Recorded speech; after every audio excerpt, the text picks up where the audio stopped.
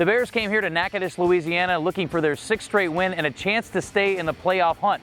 We'll show you how things played out against Northwestern State coming up on the Central Arkansas Football Report.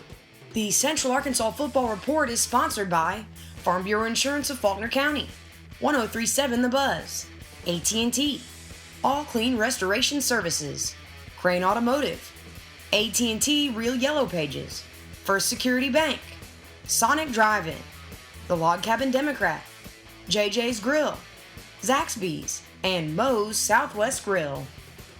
Welcome to this week's edition of the Central Arkansas Football Report, along with Head Coach Clint Conque. I'm Justin Acri. The Bears go on the road in a big-time Southland Conference television game, and they take home their 6th straight win, 45-20. Coach, you knew it was on the line. You've been in playoff mode for 5-6 weeks now, and you guys pull off a big win on a big stage. Well, I want to congratulate our players and our coaching staff. Certainly we did not come out as sharp as we needed to be, but we kind of hung around through a lot of mistakes, and then I thought we competed, spectacularly in the second half. And a lot of big plays, and guys stepped up, and, defensively I can't say enough about our defensive staff and our defensive players, how they rose to the challenge. A little bit embarrassed in the first half, and then we got after them in the third quarter particularly. Coach, I've been around this program for several years now. I think that's about as good a quarter as I've ever seen when you talk about all three phases of the game making plays. You guys gave up, I think, 3 total yards in the third quarter. It was a dominating performance and really kind of set the tone and allowed you guys to sort of play it out in the fourth quarter, just dominating in the third. Well, we felt very fortunate to only be down 6. I think it was 20-14 at halftime. And, really disappointed about how we played. Penalties. We couldn't tackle. We couldn't get off the field on third down. Certainly we probably had 4, maybe 5 drop balls in the first half. Very uncharacteristic when it comes to tackling and catching the football.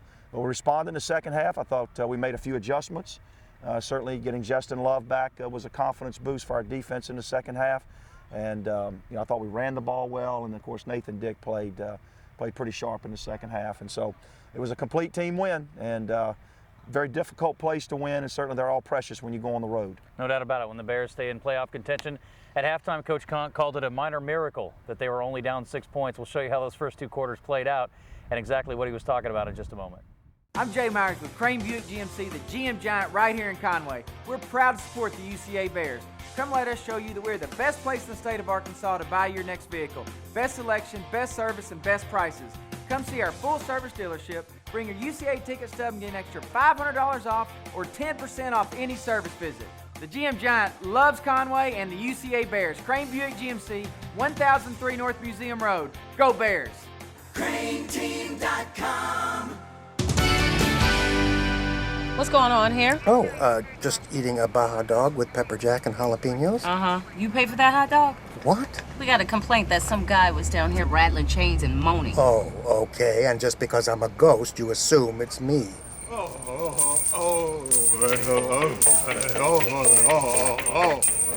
You have a good night, sir. Hot dogs like the new Baja dog, just $1.99 each. Get creative and make your own commercial at thisishowyouSonic.com. Welcome back, and certainly, Coach, it was no secret how much was on the line. Really, both these teams, this is almost like a playoff sort of semifinal because the team that won this game was going to stay in contention to make the postseason, and the team that lost was probably out of the mix. You knew how much was on the line, and your team really stepped up big time in the final 30 minutes on a big stage. Well, I thought we had a great week of practice. The kids were loose coming in. I thought our preparation in Shreveport, where we stayed, before the game was good. I thought our plan was good. We just didn't execute as well as we needed to in the first half. Both teams came in with 1 loss. Certainly, we still, I guess, a half game behind Sam Houston State. Mm-hmm. Our conference work is over at 6-1, but certainly we've got one more home game with Texas State that we'll look at later in the show.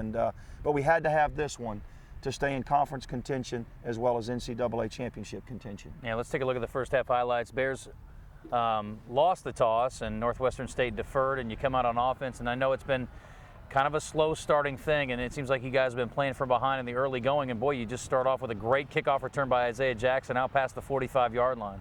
Yeah, absolutely. I thought maybe we might get a face mask call there, but we didn't. We wanted to establish our run game, and I thought we did there. Anthony Blackman started for us at running back. Nice run there. Thought the offensive line did a credible job, locking up on people. And this was kind of a theme, in the first half, one of probably 4, maybe 5 balls that we dropped. Very uncharacteristic by Dominique Kroom, who last time he was here as a freshman had a big night against Northwestern State. Huge error early on. The return man tries to come up and catch the football. He runs into his own man. Ball leaks out. Bears recover, and you're in business. The great thing is you take advantage of it. Here's Bobo off the right side. Good physical, punishing run. And then you go right back to him on a third down play as he goes right into the heart of their defense. And you knew the strength of their defense, Coach. We talked about it all week. Those defensive tackles, the linebackers, the safeties, you ran right into the heart of their defense and scored. Well, we had a pretty good gauge on their man zone, and we wanted to run the ball against their zone principles, and it certainly throw the football against their man principles. But that was a big turnover again by our kicking units, and then set us up for a short touchdown. Return man leaks out here a little bit. We saw one more in the second half, but for the most part, kick coverage and punt coverage very good on Saturday. Well, I thought Kevin Buford and Eddie Camara did an excellent job. Right here they get us in man coverage. Bryce French, the true freshman from Marshall, was starting in place of a suspended Justin Love. They exploited us a little bit there. A great tackle right there by Justin Hurd, the sophomore from Woodland, Alabama. Got out of our pass rush lanes. This was a third down conversion. You see we missed tackles. I tell our defensive kids all the time, great tacklers tackle on their feet. When you have to leave your feet to tackle, it's a 50-50 proposition. But you can see they're very physical. They're downhill. This was a nice call by them against our blitz, and they were able to get in the end zone. And I want to let folks know watching at home that there's a theme in the first half here, and it's guys in position to make plays that didn't quite close it out for a lot of the first half.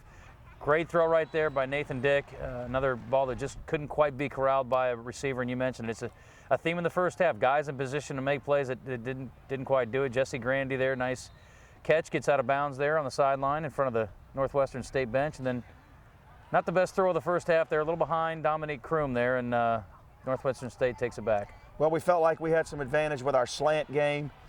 This was a theme, I thought, by Northwestern the entire night. They went for the big ball probably 6-8 times throughout the course of the evening. But you see right here, we don't tackle, we get out of position right there, and we turn a 5 or 6 yard play into about a 30-yard play because of poor tackling and in bad angles. There were a couple instances, though, in the red zone where your team stepped up, and it's something we've seen, through the season. Both these teams very good in the red zone through the year. And here's another one where they leak inside the red zone, but you're able to keep them out of the end zone. Well, I think in the first half, holding them to 2 field goals that was very, very important. There's Frank Newsom, the senior from Petal, Mississippi, knifing through, holding them to a field goal attempt. And we got pressure on both of them and actually got a hand on the second one. But give them credit, they were able to knock it down. And Shaughnessy with the 29-yarder, and it's Northwestern State out in front now, 10-7. Another drop ball right here, just, very uncharacteristic of some of our young men, but we kept playing. This was a huge third down conversion. Big throw and catch right here to Terrence Bobo. Come back on the pistol outside zone to Willie Matthews. You're starting to see him inserted a little bit more, the freshman from Memphis, Tennessee. And then a flash fake here, another third down. Look how strong the junior is from Wichita, Brett Soft, another third down conversion. They come with the blitz, and Dick does just a nice job of getting rid of it. One of the few times that they were able to generate pressure. Yeah, and you guys were able to keep the sacks out of play again. I think there's been 1 sack in the last 4 games total, Coach, and it's been awfully good. That was an interesting play. Jesse Grandy forced out, so no illegal touch, but he's not able to come up with the pass. And then a throw underneath here, another one to Bobo. Another third down conversion, though, very, very critical. Terrence made some big, big plays that you really don't see in the stat sheet, but we take a shot here to Desmond Lewis, the true freshman. That's a tough play right there. Yeah, pretty well thrown ball. Yeah. Yep, good throw and catch. We'll hit those 50% of the time. They come with pressure again, and then I thought this was dialed up very nicely right here, a little rub play. And then Brett Soft just very, very strong. Got it to the pylon, and the junior scored another touchdown in a critical situation. Yeah, you don't have too many slot guys that can throw a defensive back to the ground and fight his way into the end zone. Just a spectacular individual effort, and that was on a 4th down play too, and you guys were being aggressive, and saw a lot of that through the night on a 4th and 6 play there, and that was very impressive. And the Bears go back in front, and boy, just pressure, several Seth times. Allison. Yeah. I mean, Seth Allison, and I thought Markeith Gaines, had multiple sacks tonight, and I thought we were able to generate some pressure once we got a lead in the second half. Their quarterback was very, very elusive. One of the few times you're going to see Seth miss a tackle, And then the true freshman makes a critical mistake, tacks on another 15 yards. So they get the first down, and then, of course, now they've extended their drive by an additional 15. In the first half, they converted that. It was a 3rd and 20. There was 2 3rd and 9s and a 3rd and 10 converted in the first half. I believe they were 5 of 9 in the first half, and 4 of those were for 9 yards or more on conversion. So another frustrating thing for your defense, and you talked about at the half, trying to get them off the field on 3rd down. Well, it's very, very important. We call that our money down, and certainly we did a much better job on, in that situation in the second half, and just a really fine throwing catch by their quarterback. I thought that our corners for the most part held up, but they did get a couple of nice throws. Jackie Hinton, who sat out the first quarter, is inserted into the game here and makes his presence known. Good, tough physical run by the junior from Houston, Texas, and runs through a tackle there and a nice absolutely finish. And boy, just Al Lasker, look how strong right here. Now, he got twisted up on this play, but as you'll see, he comes back and makes a very critical play to start the second half. So luckily, he was not injured on the play, but he did get kind of twisted up in a funky way there at the end of that play. Al's just a true freshman, and he's going to play a lot of great football for us. And once again, though, we're right there. It's a good play call. We just got to execute the play a little bit better. And again, we've got 2 Bears right there, and we let them slip through and leak through for a 10-yard run. Great pressure right here. Good tackle by Jarrell McKnight.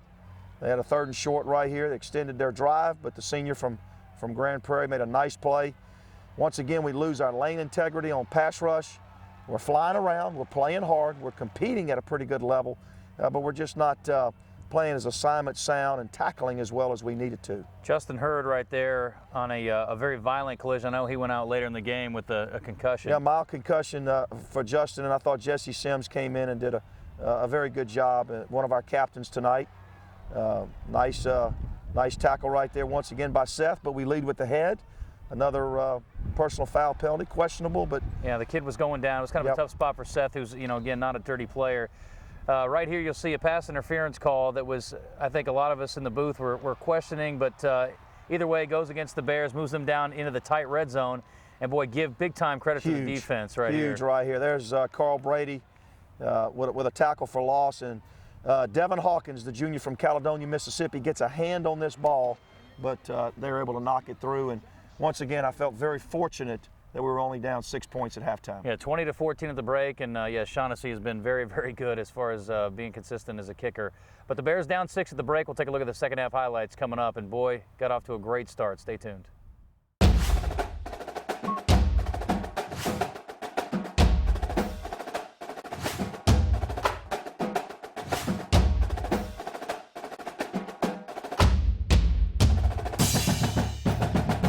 Welcome to Moe's and great eye-opening moments.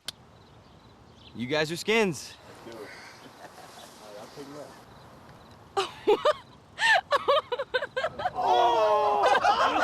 Need to regain your swagger? Our new taco stacks are filled with Moe's famous queso, 2 crispy corn tortillas, fresh veggies, shredded cheese, and all-natural cage-free chicken.